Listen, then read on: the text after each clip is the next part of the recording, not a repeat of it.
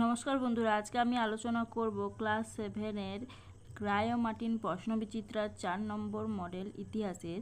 আজকের প্রথম প্রশ্ন আছে, পাল ও সেন যুগে জমিতে মূল অধিকার ছিল, এটা হবে রাজার। তারপর আছে, পাল আমলের ভাস্কর্যগুলির সবচেয়ে উৎকৃষ্ট নিদর্শন হচ্ছে সোমপুরি বিহার। গিয়াসউদ্দিন বলবন যে বংশের শাসক ছিলেন হচ্ছে মামেলুক বংশ। বিজয়নগরে তুলুক বংশের শাসন প্রতিষ্ঠা করেন, এটা হবে বীর সিংহ। বাহমনি বংশের শ্রেষ্ঠ সুলতান ছিলেন তাজউদ্দিন ফিরোজ শাহ। চলদি রানের যুদ্ধ হয়, এটা হবে 1527 খ্রিস্টাব্দে। দাক্ষিণাত্য খান জাহান লোদি যার শাসনকালে বিদ্রোহ করে, এটা হবে শাহজাহান। তারপরে কোশ্চেন আছে, অসিরগড় দুর্গটি যে রাজ্যে অবস্থিত তা হলো খানদেশ। তারপরে কোশ্চেন দেখো, তারপরে কোশ্চেন আছে, ভারতের চরকা যন্ত্রের প্রথম উল্লেখ পাই যে গ্রন্থে, সেটা হচ্ছে ফুতুহ উস সালাদিন ফিরোজ মিনার তৈরি হয়, এটা হবে 1539 খ্রিস্টাব্দে। শিল্পীরা ছবিতে প্রথম স্বাক্ষর করতে শুরু করেন যার শাসনকাল হচ্ছে জাহাঙ্গীর। তারপর আছে, শিবাজি বাগনক নামে অস্ত্র ব্যবহার করেছিল আফজল খানকে হত্যা করতে। শিখদের সঙ্গে মুঘলদের সংঘাত চরিত্র ছিল, এটা হবে রাজনৈতিক। তারপরে আছে, ভারতীয় শাসন ব্যবস্থায় সরকারের কার্যকালের মেয়াদ ছিল 5 বছর। সরকার শব্দটি এসেছে ফার্সি শব্দ থেকে। পাল ও সেন যুগে বাংলায় কেনাবেচার প্রধান মাধ্যম ছিল, এটা হচ্ছে গিয়ে করি। তারপরে শূন্যস্থান পূরণ করো। চক্রপাণি দত্ত কোন নির্দেশ অনুযায়ী প্রশ্ন উত্তর লেখো, এক কথায় উত্তর দাও। প্রথম প্রশ্ন হচ্ছে, চক্রপাণি দত্ত কোন জেলার অধিবাসী ছিলেন, এটা হচ্ছে বীরভূম। আলিম কাদের বলা হয়, ইসলাম শাস্ত্রের পণ্ডিতদের। তারপরে কোশ্চেন আছে, হিমু কে ছিলেন, এটা হবে আদিল শাহের সেনাপতি। কুমিল পোশাক কোন নাচে ব্যবহৃত হয়, এটা হচ্ছে ছৌ নাচ। তারপরে কোশ্চেন আছে, বিজয়নগরের রাজধানীর নাম হাম্পি। 1568 খ্রিস্টাব্দে আকবর চিতোর জয় করেন। তারপরে কোশ্চেন আছে, হস্তলিপিবিদ্যাকে বলা হয় ক্যালিগ্রাফি। তারপর আছে, পদ্মাবতী কাব্য রচনা করেন কবি সৈয়দ আলওয়ার। তারপর কস্তম্ভ আর খস্তম্ভ মেলাও দেখো, বুলন্দ দরওয়াজা হবে আকবর। পিয়েত্রাদুরা শিল্পরীতি জাহাঙ্গীর। খলজি বিপ্লব জালালউদ্দিন ফিরোজ খলজি। সবক-ই হিন্দ, এটা হবে আমির খসরু। সত্য মিথ্যা দেখো, শিবাজি 3 বার বন্দরনগর সুরাট আক্রমণ করে লুটপাট করেন, এটা সত্য। গভর্ন কথার অর্থ হলো সরকার, এটা সত্য। তারপর আছে, বিক্রমশীল ছিল বজ্রযান বৌদ্ধ মত চর্চার একটি বড় কেন্দ্র, এটা সত্য।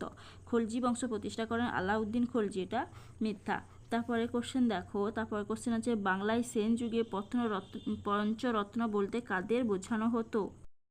এই দেখো, সহায়িকাতে 60 নম্বর পেজে আছে, পঞ্চরত্ন কাদের বলে। তারপরে কোশ্চেন আছে, বন্দে গানি চিহল গানি কে প্রবর্তন করেন আর কে উচ্ছেদ করেন। এই দেখো, প্রবর্তন করে ইলতুৎমিশ আর উচ্ছেদ করেন গিয়াসউদ্দিন বলবন। তারপরে কোশ্চেন আছে, বাদশাহ ও পাতশাহ বলতে কি বোঝো। এই যে এটা আছে 118 নম্বর পেজে, বাদশাহ বা পাতশাহ বলতে কি বোঝো। তারপরে কোশ্চেন আছে, সুফিবাদের আবির্ভাব হয় কোথায় এবং সুফ কথার অর্থ কী। দেখো, সুফিদের আবির্ভাব কোথায় হচ্ছিল, মধ্য এশিয়ায়। আর সুফ কথার অর্থ হচ্ছে পশমে তৈরি এক টুকরো কাপড়। কোশ্চেন আছে, নাথ সাহিত্য বলতে কি বোঝো। এটা 176 নম্বর পেজে আছে। এই দেখো, নাথ সাহিত্য।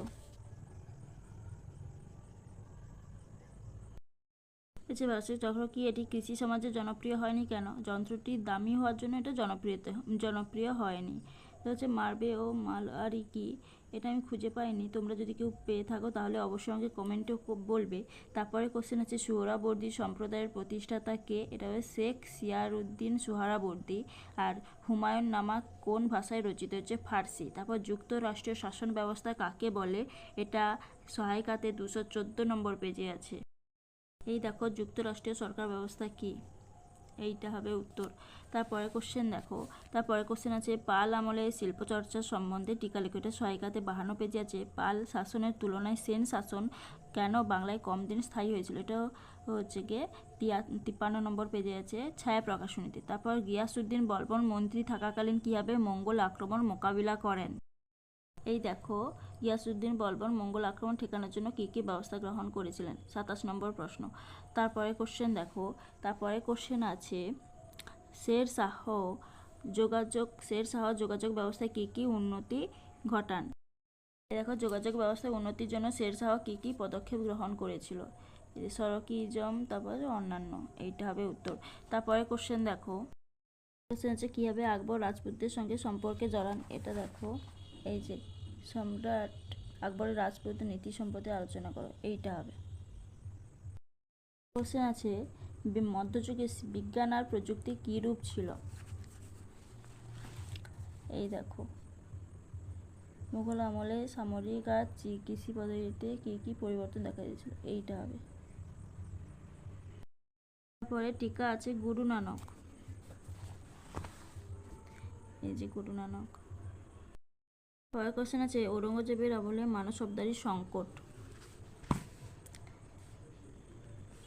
এই দেখো, ঔরঙ্গজেবের যে মানসবদারি নিয়োগ, এইটা লিখতে হবে।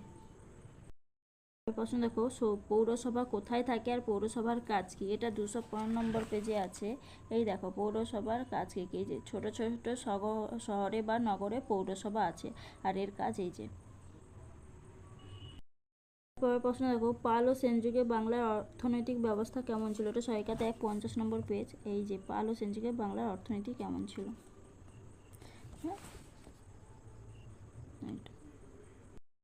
তারপরে কোশ্চেন আছে মোহাম্মদ বিন তুগলকের বিভিন্ন পরিকল্পনা কেমন ছিল। এটা বইতে 50 নম্বর পেজে আছে। তারপর কোশ্চেন আছে দাক্ষিণাত্য অভিযানের ক্ষত মোগল শাসনের ওপর কী প্রভাব ফেলেছিল। এটা সহায়িকাতে 115 নম্বর পেজে আছে।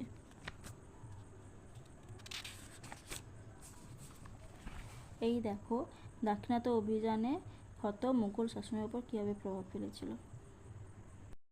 কোশ্চেন আছে সুলতানি ও মুঘল যুগে সাধারণ মানুষের জীবনযাত্রা কেমন ছিল। এটা সহায়িকাতে 157 নম্বর পেজে আছে।